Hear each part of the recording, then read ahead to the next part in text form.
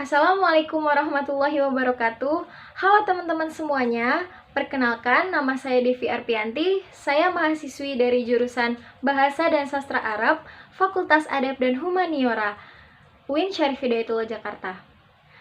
Pada video kali ini, saya akan mereview pidato yang disampaikan oleh Ibu Dr. Titi Puji Astuti pada pengukuhan guru besar di Fakultas Ilmu Pengetahuan Budaya Universitas Indonesia. Sebelum saya mulai mereview, saya ucapkan terima kasih terlebih dahulu kepada dosen saya, Bapak Muhammad Nida Fadlan, yang telah memberikan tugas ini kepada kami pada mata kuliah filologi. Pada beberapa waktu yang lalu, Ibu Dr. Titi Puji Astuti bersama rekannya dari Departemen Pariwisata dan Kebudayaan Republik Indonesia melakukan kunjungan ke rumah buku-buku tua di daerah Tangerang.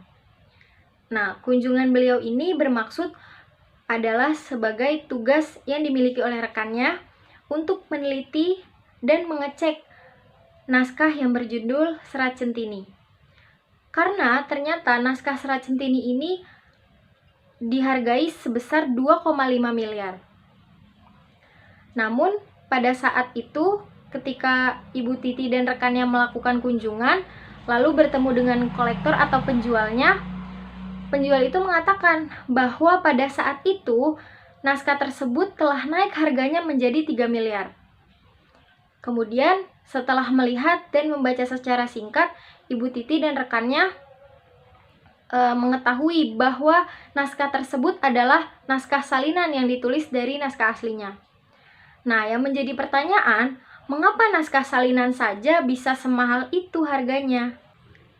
Dalam studi sastra, ada beberapa ilmu pengetahuan yang berkaitan langsung dengan naskah lama. Yang pertama ada filologi, yang kedua ada kodikologi, dan yang ketiga ada paleografi.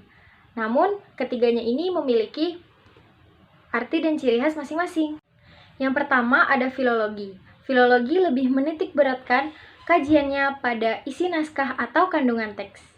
Yang kedua ada kodikologi, yang memfokuskan perhatiannya pada hal-hal yang berkaitan dengan fisik naskah. Yang ketiga ada paleografi, yang mengarahkan telaahnya pada perkembangan dan perubahan huruf yang terjadi dari masa ke masa. Kemudian, Ibu Titi Puji Astuti juga menyampaikan bahwa penelitian yang selama ini telah beliau lakukan bukan semata-mata hanya untuk ilmu pengetahuan saja, namun ada hal penting yaitu untuk penyelamatan dan pelestarian informasi budaya, termasuk pada naskah-naskah yang dimiliki perorangan di masyarakat. Dari penelitian naskah tradisional di berbagai daerah, dapat diketahui bahwa sampai saat ini tradisi penyalinan naskah masih berlangsung.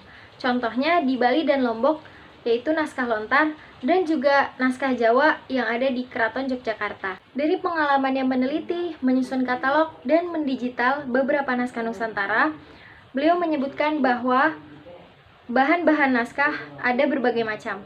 Contohnya yaitu ada yang berbahan dasar dari lontar atau nipah yang seperti lontar, dan juga dluwang, dan juga kulit kayu. Selain bahan naskah tradisional seperti lontar atau nipah, dluwang, dan juga kulit kayu, kertas Eropa juga kerap digunakan dalam penulisan naskah Nusantara. Mengapa disebut kertas Eropa? Karena kertas ini diimpor langsung dari Eropa.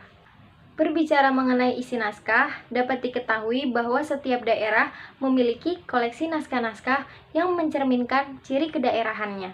Namun, dari pengamatan genre teksnya, naskah-naskah Nusantara meskipun mencerminkan ciri-ciri kedaerahannya, namun tetap saja secara garis besar isinya adalah berupa tentang teks keagamaan, teks sastra, atau teks sejarah, dan masih banyak hal-hal lain. Kemudian, Bu Titi Puji Astuti juga mengatakan bahwa pengalamannya dari meneliti naskah-naskah Nusantara yang ada di masyarakat, ada 2 poin penting yang harus dicatat.